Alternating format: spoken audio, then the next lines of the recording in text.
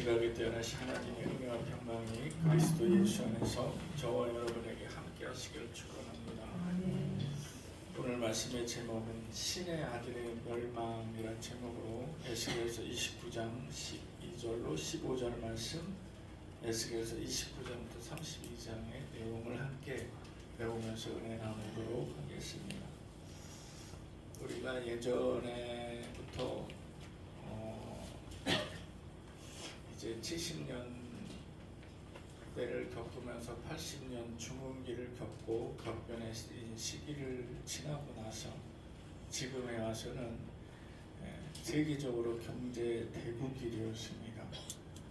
그것을 일컬어서 우리는 한강의 뭐라 그러죠? 한강의 기적이라고 얘기하죠. 이 말은 지금 현재 이집트에 있는 강의 유래에 비롯되어서 얘기를 했다라고 볼 수 있습니다.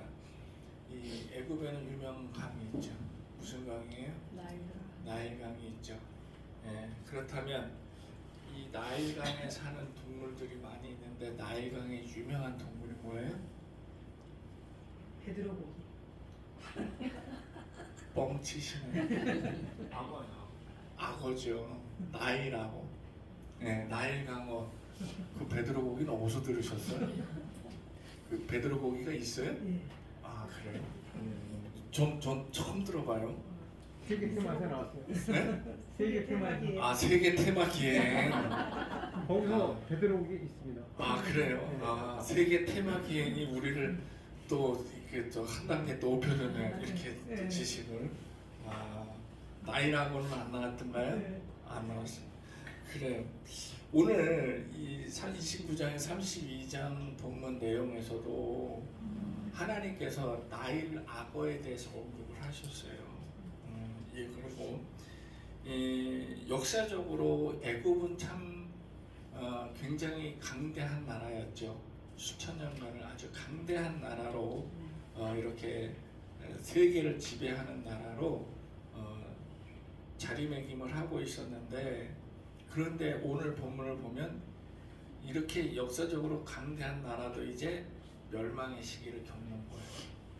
그래서 29장부터 32장까지는 하나님이 이제 에스겔의 입을 통해서 애굽의 멸망을 예언한 말씀이 이 한 나라가 멸망하게 되는 데에 따라 이 굉장히 긴 지면을 하해해서 그렇게 해서 이제 멸망을 하게 될 것이다 라고 예언을 하고 있습니다.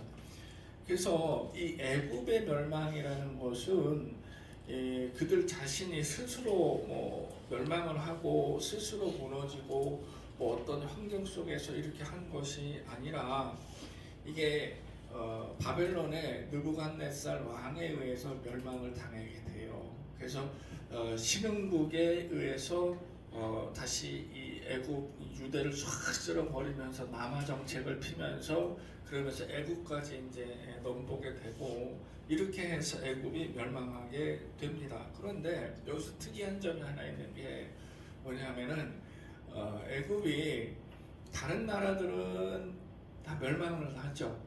그 다른 나라들은 다 그냥 삽시간에 쓸어버렸단 말이에요. 그런데 이 애굽은 오늘 말씀에서도 보시다시피 하나님께서 끝까지 멸망당하지는 않게 하셨어요. 그러니까 멸망의 맛을 보고 그리고 다시 일정 기간이 흐른 다음에 다시 흩어진 이 애굽 백성들을 모아서 나라를 만들 때 조건은 뭐예요? 오늘 말씀에서 나라를 만들 때 무슨 나라? 강한 나라? 미약한 나라? 미약한 나라. 미약한 나라로 만들어 주시겠다라고 했어요. 그래서 아마도 그때부터 지금까지 이 이집트라는 나라가 그렇게 크게 강성한 나라가 되지 않았다는. 구약의 역사를 보면 애굽은 정말 지금의 미국과 같은 중국과 소련 같은 소련이라고는 옛날 사람이야. 러시아 같은 그런 다 알아듣네 소련. 그 러시아 같은 이런 강대국으로 이렇게 위치를 바꿔가면서 계속 바로 왕에 의해서 통치를 당했단 말이에요. 그런데 오늘 에스겔의 멸망을 보면서 제가 느끼는 것은 그러면 그때부터 이렇게 길을 못 폈나? 라는 생각이 들 정도로 그래서 요게 이제 몇백 년이 흐른 다음에 중간기 시간이 있어요. 그래서 구약이 멸망을 하고 한 400년간의 기간이 흐른 다음에 애국은 애국 나름대로의 그 미약한 나라로서 왕조를 유지하고 있어요. 그래서 프텔로미 마이오스 그 왕조가 쭉 이렇게 내려오는데 그 마지막 왕조의 왕이 누구였어요? 유명한 투탕카스 뭐? 투탕 그런 거 아니에요? 여자잖아. 클레오파트라. 클레오파트라가 마지막 그 왕조를 유지를 하면서 로마의 안토니오스 옥타비아누스하고 이 로마의 태동 시기와 이렇게 하면서 로마가 신성 로마로 이제 발전이 하게 되면서 이 클레오파트라가 무지하게 많은 이 강력한 이 장군들을 꼬셨어요. 그래갖고 이렇게 하다 결국은 이제 멸망의 길을 걷게 되지요. 그러면서 보면은 애굽이 지금 이스라엘의 그 에스겔의 입을 통해서 하나님께서 그렇게 해서 너희들은 이제 이 강한 나라로 옛날에 그 영화를 맡게 되는 그런 나라로 발전하지는 못하지만 미미하거나 그러나 그럼에도 불구하고 국가 형태를 가지고 있을 것이다. 그래서 그 왕조로서 그냥 꾹 쭉 내려올 것이다라고 예언을 한 내용이 바로 이 내용입니다. 그래서 역사적으로 봤을 때도 성경의 역사 마찬가지로 고대사의 역사도 마찬가지로 일치하고 있다는 거예요. 여러분 이 고대사의 역사 속에서 잘 모르겠는 거 있잖아요. 잘 모르겠는 거는 어디를 참고하면 돼요? 성경을 참고하면 됩니다. 성경의 역사와 현대 고대사의 역사와 괴를 같이 하고 있습니다. 그래서 역사학자들이 많이 이 참고하는 부분이 바로 성경의 역사입니다. 고고학자 이거를 무시할 수는 없어요. 네. 그래서 하나님께서 이스라엘 에스겔을 통해서 이렇게 회복하기 어려운 그런 멸망이 아니라 그래도 일정 시간이 지난 다음에는 국가 형태를 갖춘 그런 나라로 다시 세움을 받게 될 것이다. 그래서 애굽의 멸망 29장 32장까지 이 4장을 통해서 7가지 예언으로 이루어졌고요. 그리고 이 7가지 내용 쭉 그대로 실현이 되고 있습니다. 그래서 애굽 멸망에 대한 선포는 유다가 마지막에 이제 바벨론을 끌려가잖아요. 끌려가가지고 포로로 끌려가서 10년이 지난 후부터 시작이 되는 거예요. 그때부터 이제 애굽의 멸망이 시작이 되었습니다. 그렇게 해서 하나님은 이 애굽을 멸망시킬 뿐만 아니라 애굽과 화친을 맺은 이 동맹 국가들까지도 몽땅 다 손을 보셨어요. 그래서 3절에 보면은 하나님께서 애굽을 멸하시기로 하고 그 예언이 시작되는 날을 무슨 날이나 하냐? 여호와의 날로 지정을 하셨다라는 것입니다. 이 애굽의 멸망이 자연적 요소로 이렇게 멸망당하는 것이 아니라 여호와의 날로 지정한 것처럼 이것은 하나님의 계획 가운데 있었다라는 사실입니다. 그러니까 세상에 이 세계가 돌아가는 모든 것이 다 하나님의 계획 가운데에서 움직이고 있다라는 것입니다. 성경에서도 기록하고 있잖아요. 이 세상 온갖 만물들이 하나도 하나님의 간섭 없이 이루어지지 않은 것이 없다라고 이야기했습니다.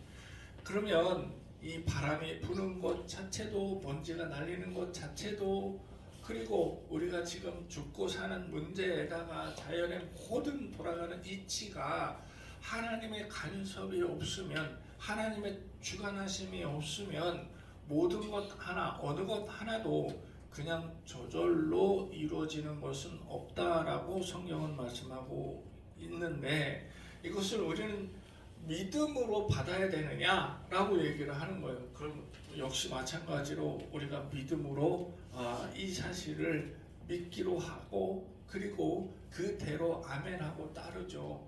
그런데 실제로는 믿음과 함께 평행선으로 뭐가 되냐? 믿음과 한 부분으로 또한 하나님의 실제적으로 일어나는 현상이라는 거죠.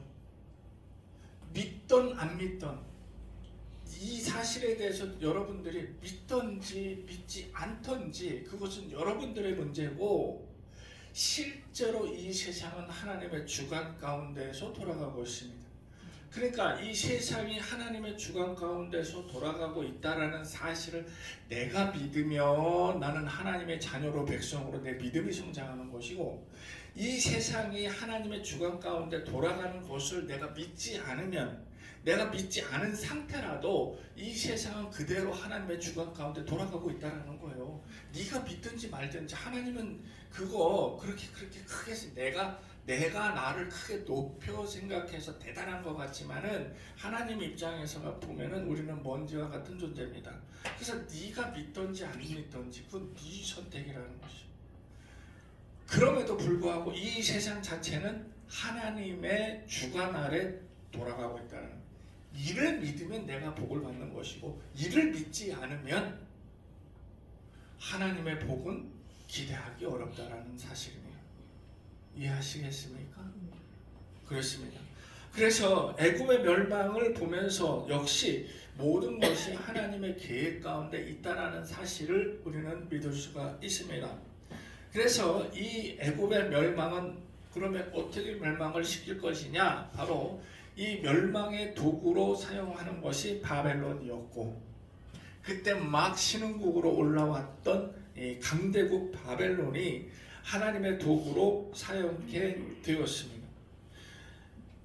우리 세계 역사의 지형이 모든 그때를 보면 그 당시 또한 당시 또 그때 당시에 그 어떤 한 나라에 의해서, 세계의 강대국에 의해서 세계 지형이 막 변하고 막 이럴 것 같지만, 그러나 좀 전에 말씀드렸다시피 모든 것은 하나님의 간섭 아래 있다라는 것입니다. 역사적으로 어느 시간대를 보더라도 항상 강대국은 존재했습니다. 지금 우리가 이렇게 살고 있잖아요. 그런데 지금 우리 강대국은 누구예요? 이 세계를 쥐락펴락하는 나라가 어디 있습니까? 중국이 있고 미국이 있고, 예. 소련은 이제 조금 좀 밀렸죠. 예. 계속 밀려가고 있죠. 예, 그렇습니다. 그런데 지금 막 중국이 미국한테 까불고 있죠. 그런데 정말 중국이 인구 하나 믿고 까불고 있는데요. 그런데 이런 식으로 독재 정치를 하면서 계속 앞으로 나아가다 보면 중국 망합니다. 그 징조가 지금 여러 군데서 나타나고 있지만, 중국은 공산국가라 모든 것이 통제되고 있잖아요. 그래서 모든 것이 통제되어 있기 때문에 드러나지 않을 뿐이지, 지금 중국은 굉장히 처참한 지경에 이르렀다 볼 수 있습니다. 경제 지표도 그렇고요. 이것은 누가 조정을 했어요? 미국이 조정을 했습니다. 미국은 중국하고 싸우지 않습니다. 뭐 포탄 때리고 총 쏘고 뭐 이거 무력 시위하지 않습니다. 그러나 뒤에 앉아가지고 경제로 지금 목을 재고 있습니다. 여기에 지금 중국이 아야 소리도 못하고 있는데, 이를 손을 내밀 수가 없는 게 시진핑이 자기 체면이 있어요. 독재자 체면. 독재로 가면 갈수록 이 체면이라는 거, 자존심이라는 굉장히 중요한 포지션을 차지하고 있습니다. 그렇기 때문에 지금 인민은 굶어 죽어도 내가 꾸르면 안 돼. 그러면 여기서 무너지면 모든 것이 다 무너진다라고 생각을 하고 있기 때문에, 그래서 꾸를 수가 없습니다. 왜? 독재는 그런 거예요. 그래서 지금 현재 이 세계를 지배하다시피 하고 있는 나라는 미국이라 볼 수 있습니다. 그래서 미국에 의해서 이게 모든 게 다 조종당하는 것 같이 보이지만, 그러나 우리가 오늘 말씀에 대입해서 보면은 이 역시도 하나님의 간섭과 주관 아래 있다라는 것입니다. 왜냐하면 그렇게 교통정리하고 경찰국가의 역할을 할 수 있는 나라가 있어야만 해요. 이 많은 사람들이 어울려 사는 데 있어서 이게 필요하지 않지는 않습니다. 이게 꼭 필요합니다. 경찰 국가라는 것이 있어야 돼. 그러나 어느 정도 세계 평화와 질서가 유지가 되는 것이. 그런데 이 경찰 국가가 중국처럼 또 저 러시아처럼 이렇게 나쁜 마음을 먹으면은 많이 피곤해지는 거예요. 내가 독식을 하겠다라고 하면 많이 피곤해지는 거죠. 애굽의 바로는 그래서 그때 당시 미국과 같은 위치에 있어서 천하를 아우르고 아주 절대 왕권을 상징하고 있었다라는 것입니다.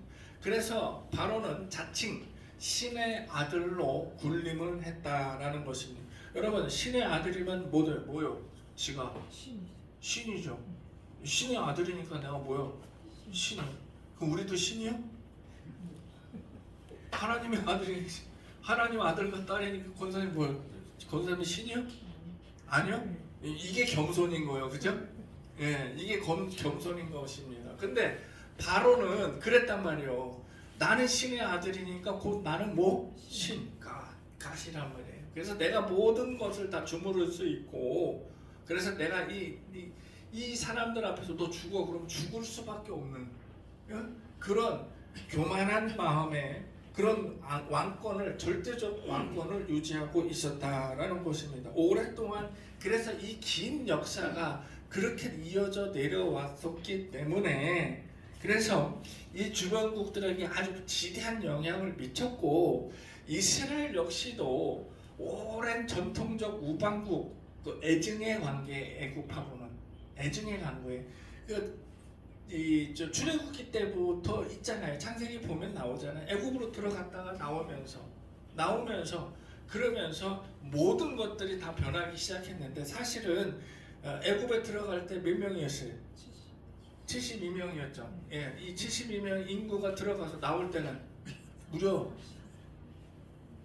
이 어린아이와 여자 할머니들 할아버지들은 치지도 않은 100만 명의 인구였다라는 거예요. 그거 안 쳤으면 그때는 다산이 또 축복이었잖아. 그러면 100만이 훨씬 넘는 200만이 훨씬 넘는 이 많은 인구가 돼가지고 나왔다라는 거예요. 애굽은 이들이 노예의 역사를 가지고 고난과 핍박의 역사를 가지고 있지만 사실은 그렇게 함으로써 또 애굽에서 이스라엘이 될 수 있게끔 바탕이 되어 있다라는 거예요. 그렇게 바탕이 됨으로 그 장소와 모든 것들을 제공한 게 바로 애굽이라는 것입니다. 애굽 무시하지 마세요. 하나님도 때로는 가끔 가서 그래서 애굽에 대해서 그렇게 얘기를 했어요. 애굽 미워하지 말아라고 얘기를 했습니다. 애굽이 모든 것을 다 제공을 해줬다라고 하나님이 그렇게 말씀을 하신 거예요. 그래서 애굽은 참 이스라엘에게 있어서는 애증 관계였습니다. 그런데 뗄래야 뗄 수 없는 관계였고 그리고 우방국이었고 아쉬우면 손 벌려야 되고 또 때로는 전쟁도 하고 그러면서 또 화친도 맺고 뭐 이랬던 나라가 이스라엘 역사에 있어서 애굽은 항상 늘 버팀목이 되는 존재였다. 우리나라로 치면 바로 미국과 같은 우리는 미국을 뭐라고 그래요? 지금 우리 나이 때 이상한 미국을 그냥 미국으로 생각하지 않고 뭐요? 혈맹이라고 무시무시하지. 혈맹이라고 얘기하죠. 무시무시하잖아요. 피로 맺은. 근데 걔네들은 우리를 그렇게 생각하지 않는 것 같아. 우리만 그렇게 생각하는 것 같아. 근데 우리는 뭐예요? 6.25 사변을 겪으면서 그들이 피를 흘리면서 우리 자유를 위해서 우리 나라를 위해서 목숨을 바쳤던 이것을 우리는 길이 간직을 하는 마음이 있었기 때문에 혈맹의 관계다라고 이야기를 하고 있습니다. 그래서 이 애굽은 참으로 대단한 그 나라의 역사를 가지고 있었지만 그 영광은 그들이 대대손손 이어받았기 때문에 마치 아주 당연한 것으로 생각을 했었다는 거죠. 이건 내 거야. 이건 당연한 거야. 그러니까 여러분들 이런 거예요. 태어나 보니 아버지가 누구요? 아니죠. 태어나 보니 아버지가 이건이요. 네. 태어나 보니 엄마가 이영애요. 예, 그렇게 됐다는 거예요. 야, 근데 태어나 보니 엄마가 김성민이네.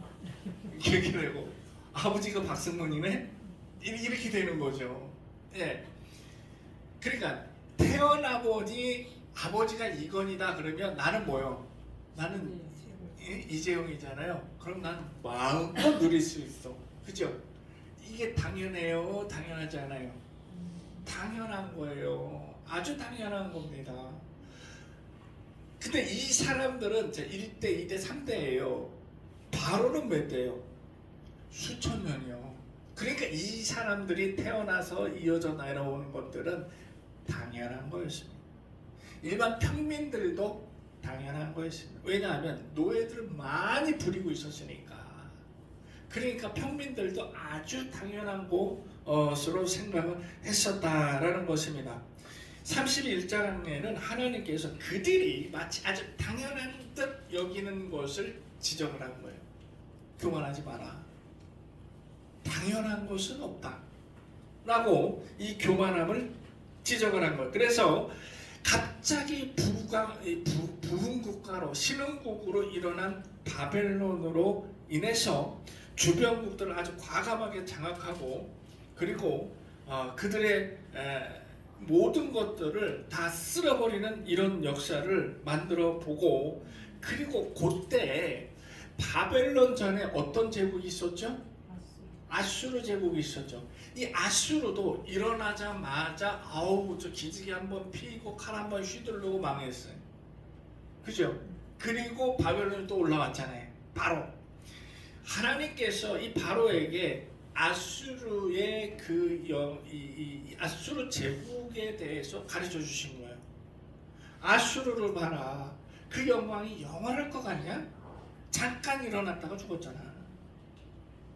그러니까 교만하지 말라고 이야기를 하는 이 아수르의 영광과 몰락을 애굽에게 상기를 시켜주고 그러므로 너희들도 패망할 수 있고 진짜 멸망을 당할 수 있다라는 것을 예언하며 가르쳐주고 있습니다.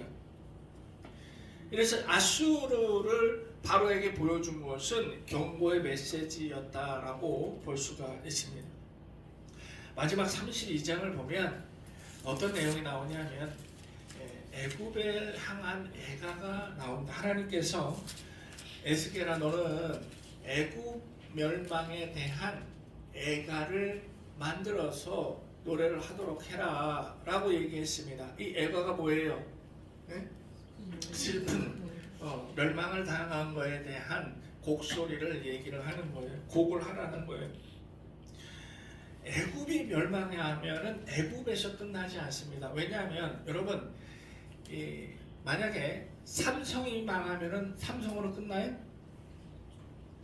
현대가 망하면 현대로 끝나요? 안 그렇습니다. 잘못하면요 삼성이 망하면은 삼성 계열사뿐만 아니라 여기에 물고 물리는 협력업체들 다 죽습니다. 저 안산에 가면은 공장지대 많지요. 공장지대 어마어마하게 많습니다. 저 뭐 평택, 천안 이쪽에도 공장지대 많은데요. 여기서들 이 부품들 만드는 이 공장들 소규모의 공장들이 굉장히 많습니다. 이 소규모의 공장들이 전부 이 큰 재벌 기업들에게 납품을 하면서 먹고 사는 거예요. 그러면서 이 사람들도 그래서 재벌만 따로 딱 떼어갖고 움직이지 않습니다. 모든 게 다 유기적으로 다 이렇게 톱니바퀴 물리듯이 다 하고 있는데 그런데요 삼성이 망했어요? 현대가 망했어요? 그러면 국가가 휘청거립니다. 여러분 정말 잘못하면은 나라가 IMF 시대를 다시 한번 맞을 수 있습니다. 근데 이게 다 문제가 되는 게 여러분 우리가 IMF 맞잖아요. 그럼 우리만 맞을 것 같아요? 우리하고 엮여 있는 나라가 몇 나라예요? 중국도 있죠, 일본도 있죠. 가깝게는 그렇게 있죠. 동남아, 뭐 필리핀, 베트남, 뭐 이쪽, 태국 이쪽 다 하고 있죠. 연쇄 반응을 일으킵니다. 가장 큰 교역국이 미국이에요. 미국은 괜찮을 것 같아요? 안 그렇습니다. 강대한 나라는 괜찮을 것 같습니다. 아니 우리가 경제 지표가 올라가면 올라갈수록 서로 물고 물리는 게 많기 때문에 한 나라가 그러면 도미노 현상이 일어납니다. 애굽도 마찬가지예요. 지금 애굽의 멸망은 주변국들에게 큰 영향을 끼치고 있다는 이 큰 근심과 번뇌를 안겨주고 있다라는 것입니다. 그러면서 이 30절 19절에 보면 누구보다 아름답더냐 너희들이? 라고 물어봅니다. 이게 뭐냐면 이게 이 애굽의 헛된 교만에 대해서 비판하는 입장에서 이 이야기를 하고 있습니다. 그들의 문화와 권세가 다른 나라에 비해서 그다지 월등하지 않다는, 우리만의 리그로서 우리는 굉장히 좀 잘 살고 있고 뭐 우린 잘나고 있고 뭐 우리 시스템이 좋고 막 이렇게 하지만, 그러나 하나님 입장에서 보면은 너희들 별거 아니야. 그래서 교만할 필요가 없는데 왜 이러지? 라고 말씀하고 계실 때는, 이런 애굽은 결국 하나님의 심판을 받게 되면서 바로가 어떤 식으로 표현이 되냐, 바다의 괴물로 표현이 되고 있습니다. 바다의 난폭한 괴물로 비유된 바로는 나중에 비참한 최후를 맞게 됩니다. 그러나 그럼에도 불구하고 하나님께서는 서두에 말씀을 드렸다시피 그때 그 물을 맑게 해서 그 강으로 기름같이 흐르게 하겠다. 이것은 뭐냐? 회복을 준비시켜 주시겠다. 그러니까 하나님께서 애굽을 멸망시키되 다시 한번 회복의 기회를 주시겠다라고 약속한 언약의 말씀입니다. 애굽이 그냥 망한 거 아닙니다. 이스라엘이 멸망함으로써 이스라엘의 주변국들이 다 멸망하고 이스라엘의 주변국들이 멸망하게 됨으로써 이 북쪽에서 남하 정책을 피면서 남쪽으로 밀고 내려오는데 아주 수월해진 거예요. 여러분, 이게 그냥 이루어진 게 아니고요. 이렇게 한 나라 다 도미노처럼 다 무너지면 좋은 게 뭐냐? 저 건너에 목표된 애굽이 있는데 이 강을 지나기에는 여러 나라, 이 작은 나라들이 굉장히 많습니다. 그때도 주변국들이.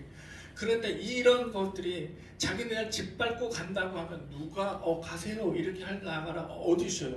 내가 죽게 생겼는데. 그러면 끝까지 저항을 한다는 얘기죠. 그러면 사실 잔매에 장사 없습니다. 잔매에 장사 없어요. 아무리 강대국이라 해도 밀고 내려오면서 여기저기 작은 전투를 치르다 보면 전쟁이 피로도가 굉장히 많이 쌓이고, 그리고 나서 실제로 애국과 같은 강대국하고 붙었을 때는, 내가 피곤한 지경에서 붙었을 때는 힘들어진다는 거죠. 그런데 정책적으로 이 남아 정책을 펴면서 모든 주변국이 싸그리 멸망을 당하니까 결국 애굽이 멸망을 당하는 데는 아주 결정적인 역할을 했다라는 것입니다. 이 도미노 현상이 굉장히 무서운 거예요. 그래서 이들 열방국들은 이스라엘이 멸망을 당하고 괴로움을 당할 때 어떻게 되냐? 즐거워하고 박수치고 기뻐하고 노래 불렀던 나라들입니다. 이스라엘의 주변국들이 다 그렇게 했습니다. 그런데 인간사는 다 물고 물리는 가운데 있습니다. 끊임없는 싸움터였습니다. 그래서 내가 어떤 권세를 갖고 있더라도 하루아침에 물거품이 될 수 있는 것이 인간사였다라는 것입니다. 여러분, 범죄자들 비록 화려한 생활을 할지라도 이 일을 회개하지 않으면 그 말로는 정해져 있습니다. 여러분, 우리나라는 참 이 조폭이 조폭 같지 않아요. 그죠? 조폭이 참 선망의 대상입니다. 자라나는 아이들에게 조폭, 자라나는 아이들은 누구냐 하면 이제 일진놀이 하는 애들이 껌 좀 씹고 이렇게 셔틀 좀 부리고 뭐 이렇게 하는 애들은, 걔네들은 나중에 커서 뭐라 그래? 너 뭐 될래? 그럼 조폭 될래 그래. 그리고 고3 정도 되면 이미 연계가 돼 있습니다. 일진들하고 이렇게 연결이 돼 있습니다. 그래서 얘네들은 갈 길이 정해져 있어요. 그러면 얘네들이 뭘 보고 그렇게 생각을 하겠느냐? 조폭 영화, 네가 가라 하와이 뭐 이런 거 있잖아요. 많이 묻다 뭐 이런 고마해라 뭐 이런 거, 친구 뭐 친구 2 뭐 이런 거 나오지요. 예. 그러면 나도 한번 저 갬블러로 한번 나가볼까? 막 이렇게 하면 뭐가 나와? 무슨 영화가 나왔어요? 타짜 나왔잖아요. 예, 타짜가 1, 2, 3 편으로 나왔지 않습니까? 그거 보면요 정말 이야 뭐 흥미진진하잖아요. 나도 한번 게임에 빠져봐봐 막 이렇게 생각이 될 정도로 그렇게 된단 말이죠. 여러분 그러나 이 조폭의 화려함 뒤에는 뭐가 있어요? 저는 부산에 조폭들을 만나러 제가 사업할 때 조폭들을 만나러 갔어요. 칠성사에다 파는 조폭들 있잖아요. 부산에 어디요? 네. 거기에 회장님 비서가 있더만 그 회장님 비서를 만나러 갔는데 그 회장님 비서를 따라다니는 비서가 또 있어. 야 그런데 그 부산에 그 팔각정 같이 생긴 호텔이 하나 있더라고요.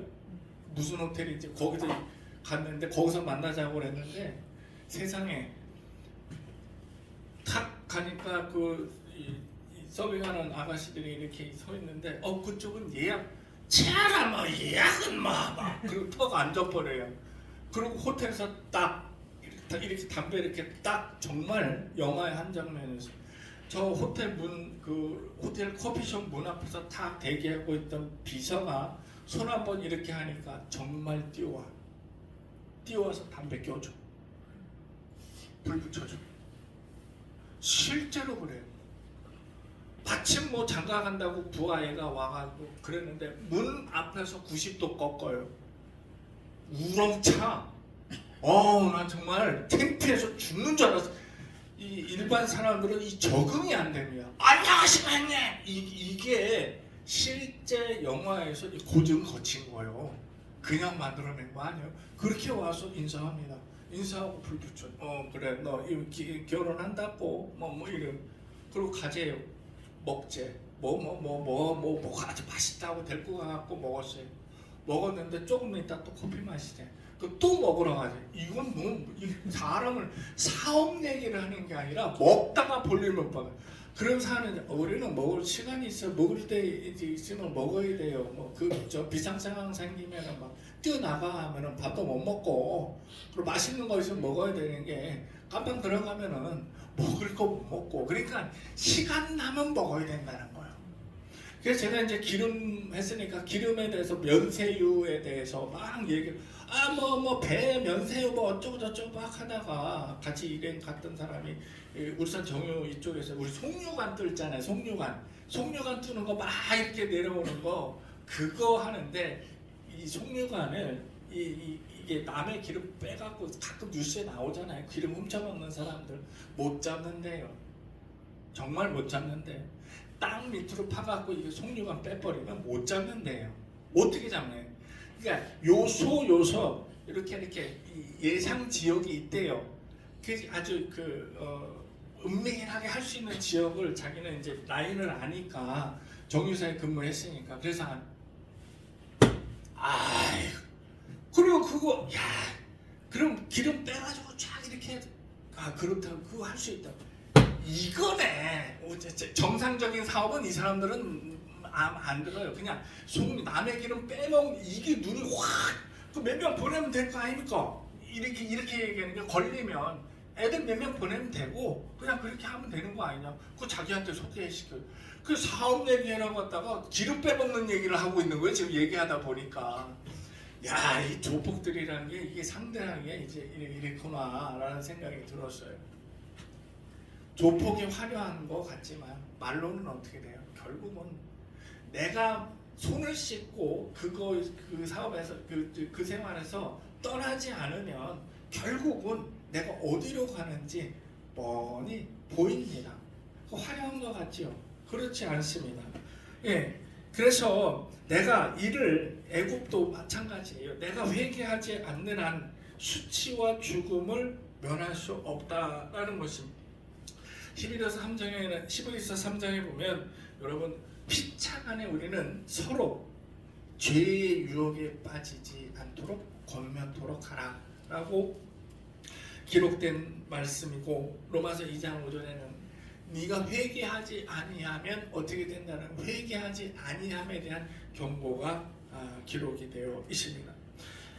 에스겔서는 여러 지금 계속적으로 멸망의 사건들 그리고 멸망의 예언들이 기록되어 있습니다. 근데 우리는 이런 말을 자주 하고 있죠. 왜 하나님은 저런 사람을 놔두시지? 라는 말을 하고 있습니다. 심지어는 믿는 우리는 그렇게 얘기하죠. 믿지 않는 사람들은 뭐라고 해요? 귀신은 뭐하나 좋아한 자망하고 이렇게 얘기하죠. 왜? 그만큼 미운 거야. 그만큼 눈꼴 신 거야. 그만큼 그 사람이 올바르지 않다라는 거예요. 하나님은 왜 저런 사람을 놔두실까? 그 이면에는 그 사람 굉장히 악하다는 거예요. 내가 이해할 수 없는 악함에 있다라는 것입니다. 누가 봐도 악한 심성을 지닌 자에 대한 불만을 우리는 왜 하나님 저런 사람을 내버려 두지? 라고 이야기를 합니다.